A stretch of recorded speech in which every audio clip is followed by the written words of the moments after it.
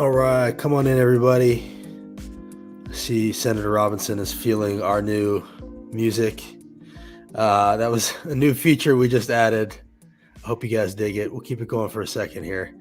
Welcome back to the Holler. tnholler.com is where you can find us at the TN Holler on Twitter and Facebook. We also have hollers all across the state thanks to your support, even in Memphis, where Senator Robinson hails from, all the way over to Tri-Cities, and that's because you guys have been so great. So we really appreciate all that. Please keep supporting. It's how we are able to do what we do. And also shout out to Elisa Parker. If you're buying or selling in Middle Tennessee, go through her. That's a way to support us because she's very supportive of us. So thank you to everybody for that. Today we are going to be talking about something that if you follow us, you probably are aware of. But basically, long story short, yesterday in a very disheartening, what Senator Robinson called a show, she was ousted from the Senate, becoming the first senator to ever have that happen to her.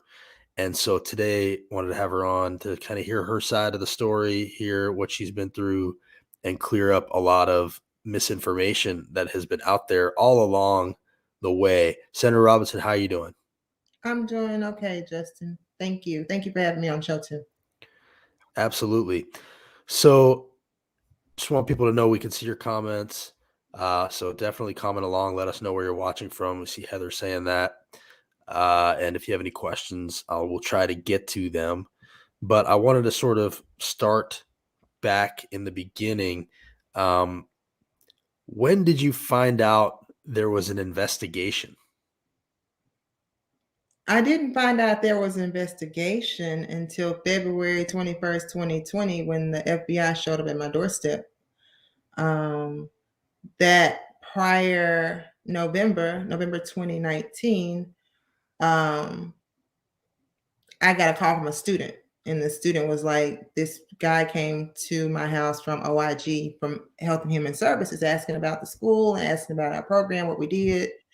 And I didn't think much of it. And then another student called and said someone came to her mom's house looking for her, asking her questions about the school. And so I asked her, did she get contact information? She gave me the information for the investigator that came to the house. I called, left a message, and then I called the business attorney, and the business attorney called and left a message. We never got a call back. December 2019, they closed my business banking account. All of a sudden, the bank did. And when they close your account like that, they don't give you any information. They just say it's closed due to business decisions under the Bank Secrecy Act, blah, blah, blah. So I had to close the account, go and redeposit somewhere else. And at that time, I'm starting to think that two things are tied together, but still haven't heard anything. And so I was in session in February in Nashville on my way home that morning. It was like 7 o'clock in the morning. My best friend used to stay with my kids while I was away at session. And she called and she said, Katrina, there's like 20 FBI agents at your door. They're here to search the house. And I'm like, search the house for what? And I was like one exit from my home. And so when I got there, they were all over the house. They had marked the walls. The news media was outside. And they were just searching the house. And I asked what they were there for. And I asked the lead investigator who was there, what is this about? And he was like, I can talk to you about it, but you're going to have to answer some questions for me. And I said, no, I'm not answering any questions without the presence of an attorney. And they just continued to search the house and take everything. They went to my school, scared the students half to death, had them in different rooms, interrogating them, telling them different stuff that was not factual. What is the school? Tell us real quick. What is the school?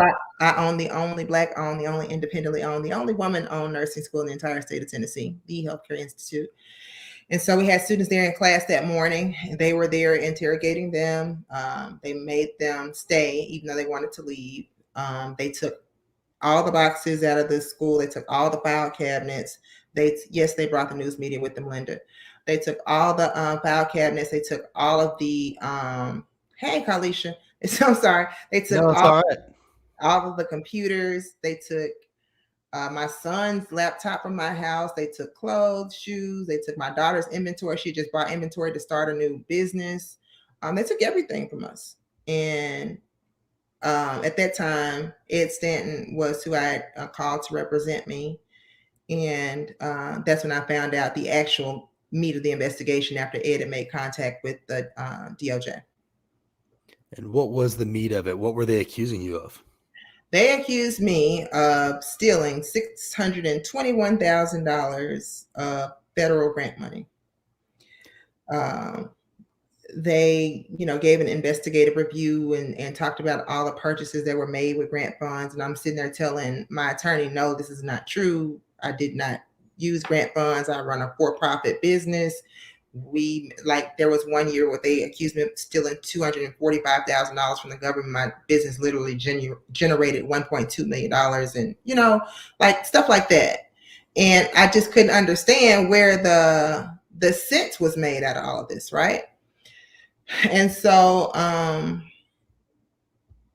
we went through that whole process, and I was thinking, okay, once we explain, the structure of the business and how the grant works, blah blah blah, all this would be put to bed. And it didn't. I got indicted, and with a 48 count indictment alleging $621,000 in theft of grant money. So it was 24 counts of wire fraud, 24 counts of 18 USC 666, which is theft or embezzlement from a corporation involving federal grant funds, blah, blah, blah. What were you facing in maximum? I think the maximum was 20 years on one of them. Maybe, 20 years, I think. So that process starts to play out. You're a senator. Did you have any sense of why this started? No. So let me go back too. So when I got indicted, it was in July. Prior to that, they had tried to get me to take a plea deal for 2.5 years in jail for this 48 count indictment. And as I told my attorney at the time, that's not an option. I'm not guilty of a crime. I'm not pleading to anything I didn't do. And so, they ended up indicting me because I wouldn't take the plea deal.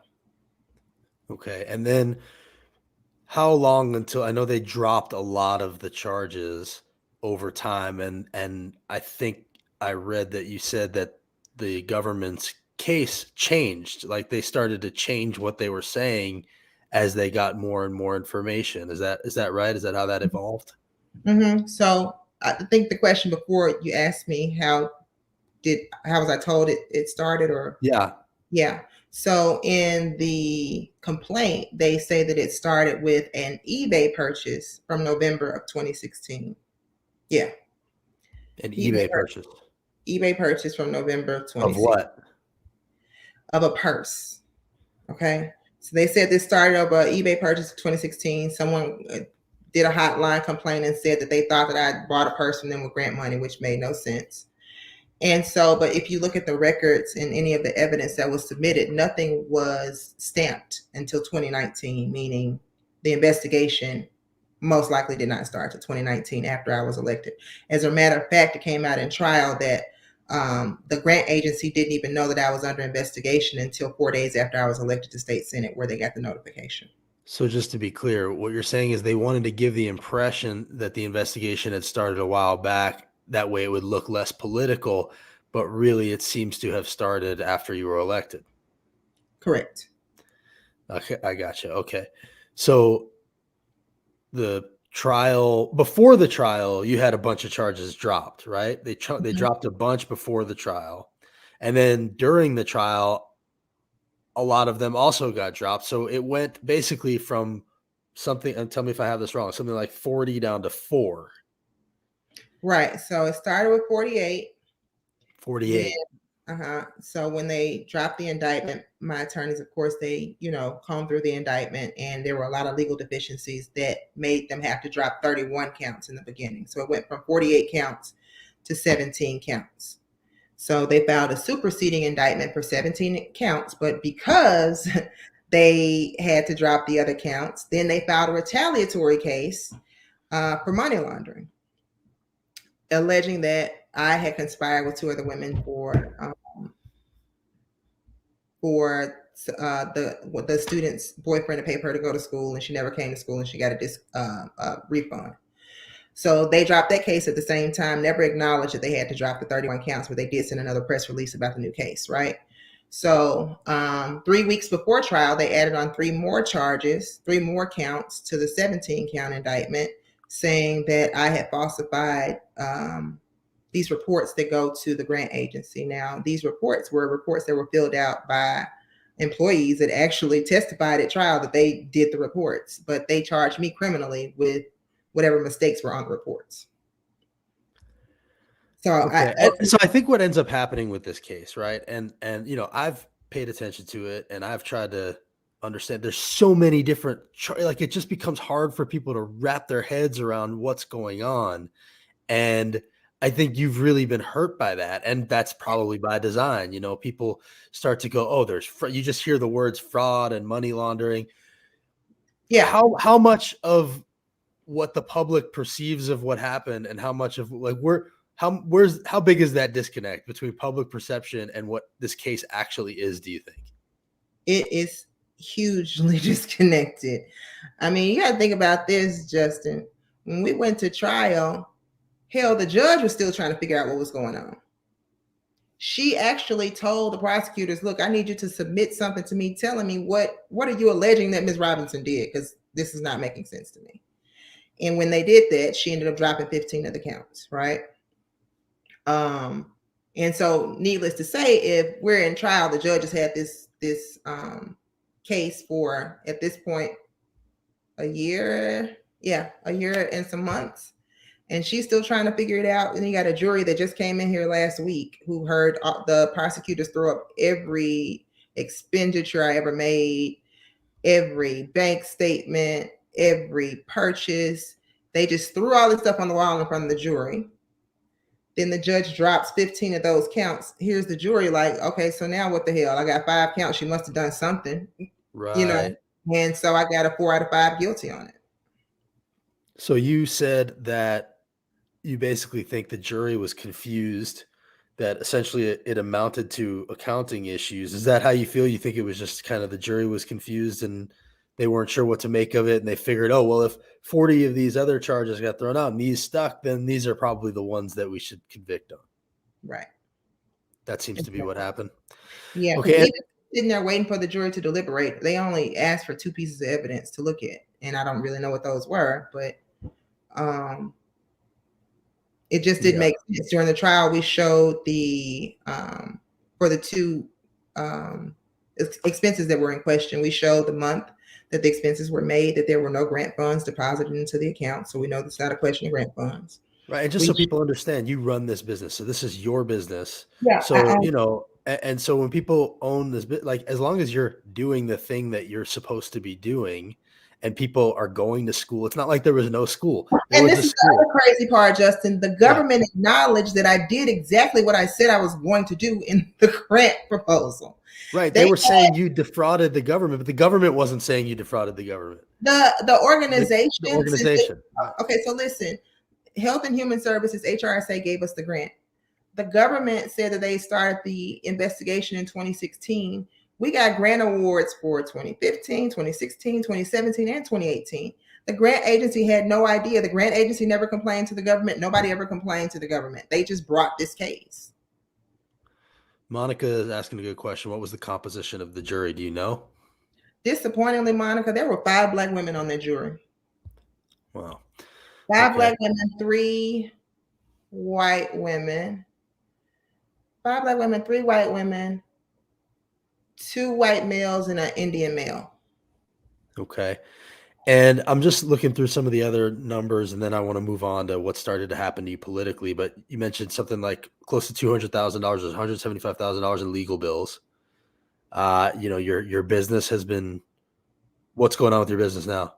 So my business was started with the premise that we wanted to make this an opportunity for people to be able to go to school with the financial resources available and with the support available. So like we do stuff like get housing for people who are having housing issues, help with domestic violence issues. I mean, if you come in my establishment and your hair looks a mess, I send you down to the walkway to the beauty shop, like stuff that we do.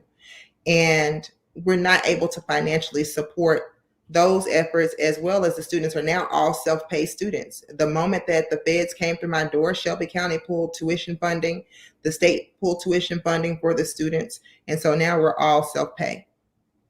And it has severely crippled us. I mean, even when the raid occurred, we had students who were enrolled in our LPN program and our phlebotomy program. The phlebotomy students had like 2 weeks left to go in their program. The LPN students had just started. I literally ate over $100,000 in tuition because I didn't want the students to have to be punished for what was going on the, with this situation. It wasn't fair to them to do that. And so they stayed in class basically for free. While I went to go work COVID contracts and pay payroll and keep the lights on. One thing that you mentioned, you said there was an email that was misinterpreted over and over. What was this email about? Was it anything you want to talk about, or is it just bad wording? I mean, I can see how someone can interpret it the way that they did, but it wasn't the way that they interpreted to use it for the trial. I'll just say that. Okay. And then the other question I wanted to ask you is the email is really the one thing that's kept us on the hook with this trial, to be honest with you. Okay. And that's with regard to your with people with regard to people going to school there, right? It was something about that. It was something about accounting. Okay. The two expenditures that are in question. Then the other question I wanted to ask you about this before we move on to the politics stuff is, do you have a sense of why this started? Like, do you have your own theory? And you can share it with us or not, but do you have your own theory? I mean, I've heard a few theories. I mean, I don't know. The quickest way to, and I help people run campaigns, and so the quickest way to win a campaign is to convince people that the other person should be fired, right?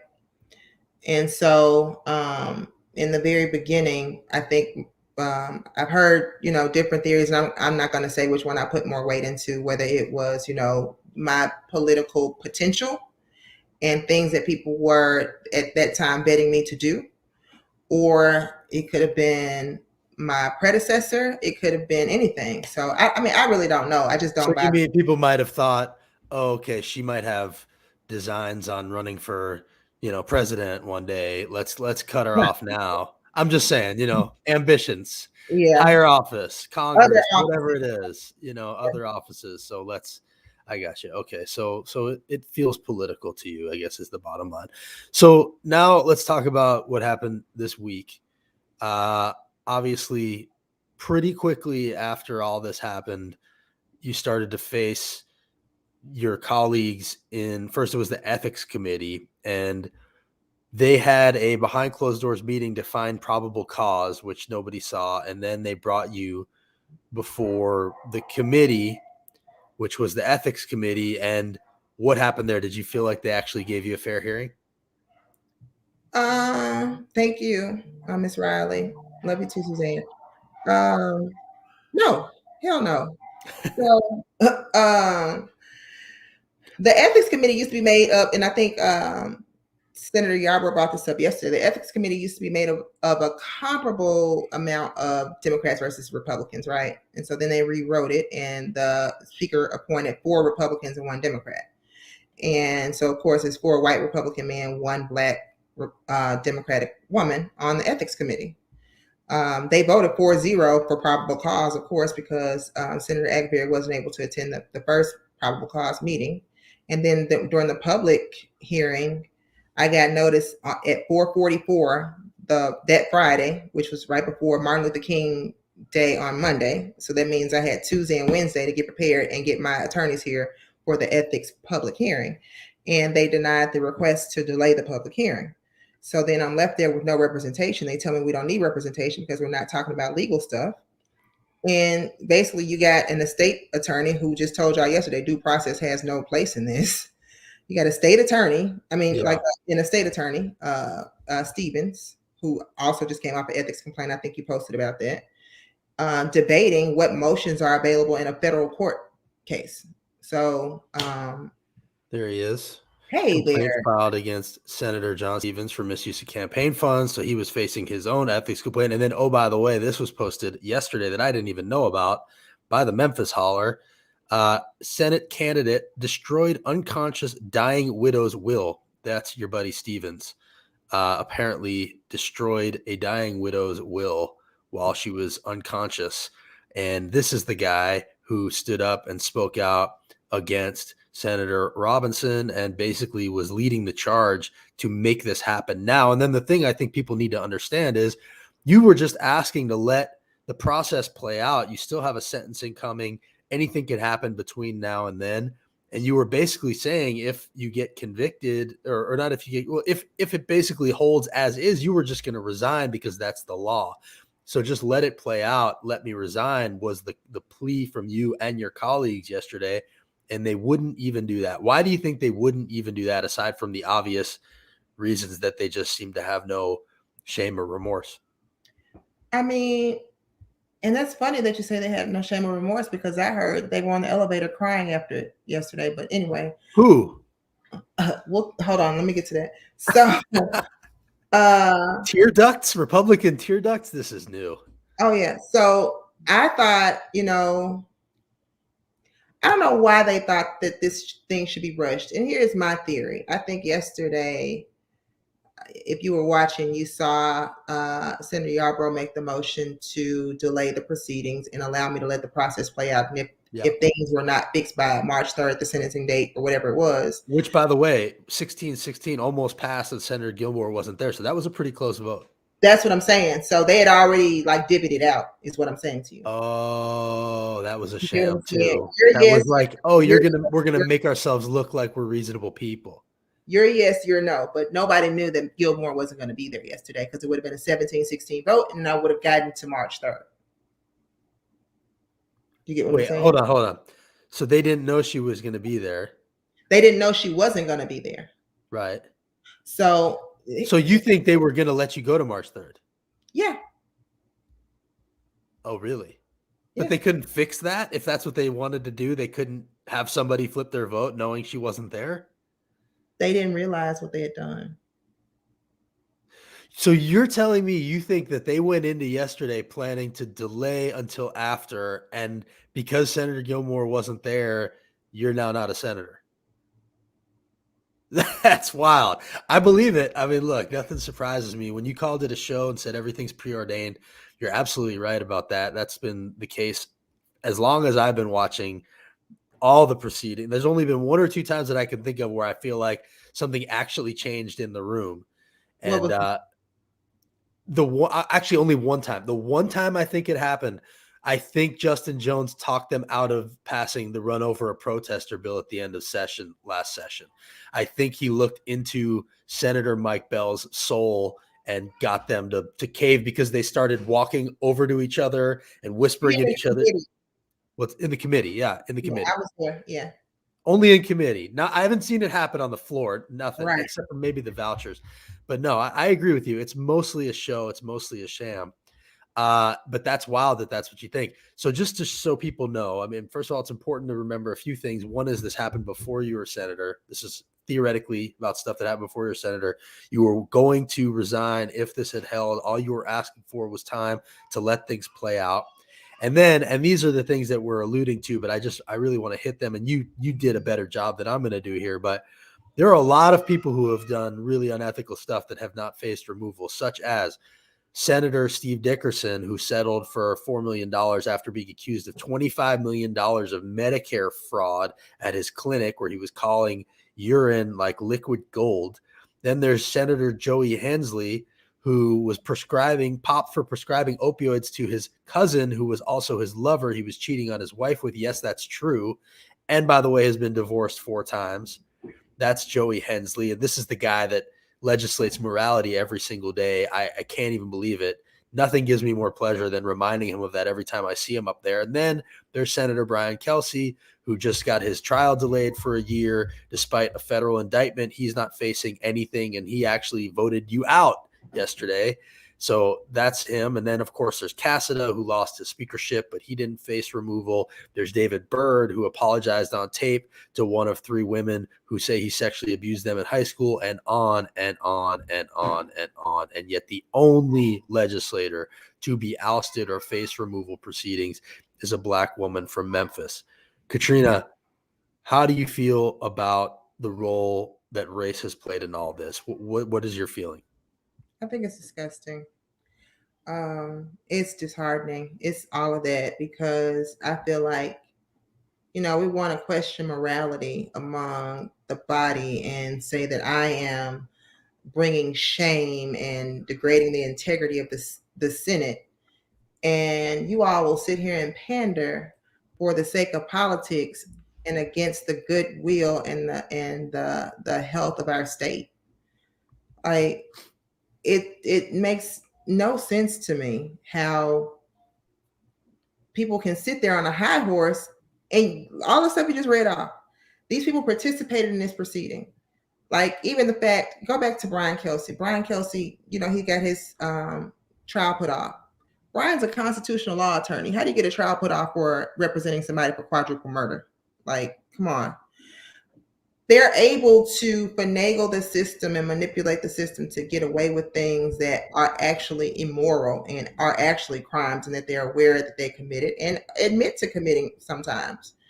And unfortunately, I'm not that person of those resources or those networks that has the opportunity to be able to talk to somebody and tell them actually what happened and they actually listen and do the right thing. I mean, I don't have that. And so I think it's disgusting that they would even go a step further to do what they did on yesterday against the will of the people. It's not like it's just me saying, hey, don't oust me. They had petitions from 5,000 of my constituents. They had letters from the NAACP, from the National Black Caucus of State Legislators, from the Shelby County delegation of Democratic legislators. They had it from the Tennessee Black Caucus of State Legislators. Like everyone wrote letters. The Shelby County Commission wrote a letter and said, don't do it, and we're not ready to take up the appointment if you do. So they don't care. This is all, like I said yesterday, a show. It is all for politics. Even when we're in there arguing over the fetal heartbeat bill and that kind of stuff, that's all for politics. It's not because they think that's the best thing for Tennesseans. It's so they can get reelected and raise more money and pass more legislation that helps them raise more money. I think that's spot on. What are you going to do now? Is there a way to fight this? Are you still fighting your case? What's your plan? Yes, I'm still fighting my case. So sentencing is now set for March 3rd, but I'm still in talks with my attorneys now. I have a little more time to do so. And we're going to fight it. If it has to go to appeals court, that's where it's going. But I'm adamant about it. And that's one of the reasons why I told people I'm not resigning, because I don't want to support your narrative that I don't deserve to be here. And is there any path back to your seat? Once I'm through the appeals process, yeah.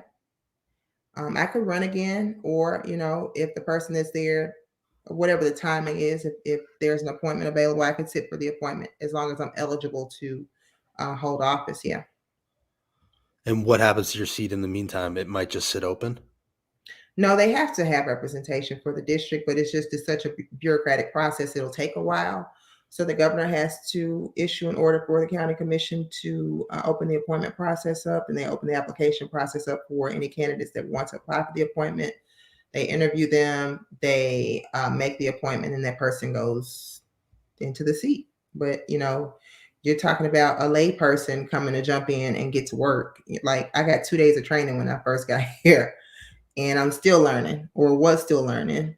And I think it's just a complete disruption to what the people of the district deserve. Would you even want to do this again? Like I'm sitting here wondering, like, why would you want to go work with these people again? I want to be in a position where I can advocate and help my community. I'll just put it to you that way. And whatever way I feel is the best way to do that, that's going to always be the direction I go in. Just because I don't serve as a senator doesn't mean that I cannot contribute to my community, and that I cannot be what I have been to people all along, in terms of being some type of motivation or inspiration for them, or some type of source of help for them through whatever situation they're going through. So I don't necessarily have to be a senator at this time. However, I understand what comes with the influence of holding a public office and how much more leverage you have to help people. So it just depends. I need some time to kind of digest what happened yesterday and to identify what I think is the best route to be able to fulfill my purpose. So I want to ask you one last thing before I let you go, and before I do, I'm just going to show a quick video here. But the question I have for you is, what is your message to your colleagues from yesterday? But before we do, I just wanted to show this video. This is the chair of the ethics committee. I went and asked him about the optics of, this all white male crew ousting you, Mm-hmm. and if he had any thoughts about that. This is the chair, Senator Farrell Hale, right after your committee hearing, as he was leaving. Senator, why didn't this happen with Dickerson or Kelsey? Why is this only happening with Senator Robinson? Did you hear my comment? Which one? You didn't hear the comment? I heard it. Yeah. No comment. No comment. I'm asking No, about no. I'm asking about other situations. No comment. I'm not asking about Katrina. I'm asking about why it didn't happen with other people. There's a difference. Do you understand the optics are not great? The four white men are doing that, and then there's a black woman, and then there's other white men doing bad things, and they don't face removal. Anything about the optics? Okay, and see that guy right there? Mm-hmm. That guy on the elevator with him? Yeah. So my other favorite part of this is that guy on the elevator with him is his staffer who was arrested for allegedly choking his girlfriend and public intoxication. His last name's McConkey. So this guy who's passing judgment on your behavior is riding up in the elevator after your ethics hearing with a guy who was arrested for choking his girlfriend. So that's the kind of people that we're dealing with here. And then just as we get out of here, I really appreciate you taking the time to do this. People are saying nice things about you in the comments. What would be your message for your former Republican colleagues after what happened this week? I don't really have a message for them, to be honest with you, Justin. What's done is done, and I hope they can live with it on their conscience and beat their chest over, ousting the first black woman from the Senate and the first person ever to be ousted. Now you go down in history. So, I mean, I don't really have anything to say. What about to your constituents? My constituents, I'm sorry. And I'm sorry that you were not heard and did not have a voice in this process. Whichever way you feel about the situation. Most people have been supportive of me because they have been following the case, and some people wrote it off as soon as they saw the case and don't really know what's happening, and so now they are not as supportive. But either way, I'm just sorry that the public did not have a say so in this whole entire process. And I also want people to know that, let me and what I do, at least let my pain be an example to you that, it is possible to fight back, and you should fight back at every turn. You don't let someone just come and ruin your reputation, ruin your name, and take away things from you without having to answer to it. And and that's really the summation of what I went through yesterday. Yes, it was painful. I cried all night. I really did. Because I didn't expect to feel the way that I felt after the hearing. I keep wanting to call it a ceremony for some reason. I didn't. Maybe closer. Yeah, I didn't expect to feel the way that I felt yesterday after everything went down. I felt like, but going into it, I felt like I would feel victorious because I would be able to get things on the record, and people would be able to see what really happens. But I really felt so like trampled on after yesterday, if that makes sense, because after all of the stuff that I've done and after all of the work and sacrifice, and people just don't know, like they read these articles and they think that I am some type of entitled person who has had things given to them, and I'm greedy and I took stuff and now I want to be greedy and keep my seat. And it's the total opposite. I've worked so hard, Justin, that it's hard to watch everything just crumble before your eyes. And people keep telling you, this is big, this is just a stepping stone, and bigger and greater is coming. Yeah, I know. And I feel it. But that moment, it just hurts so bad,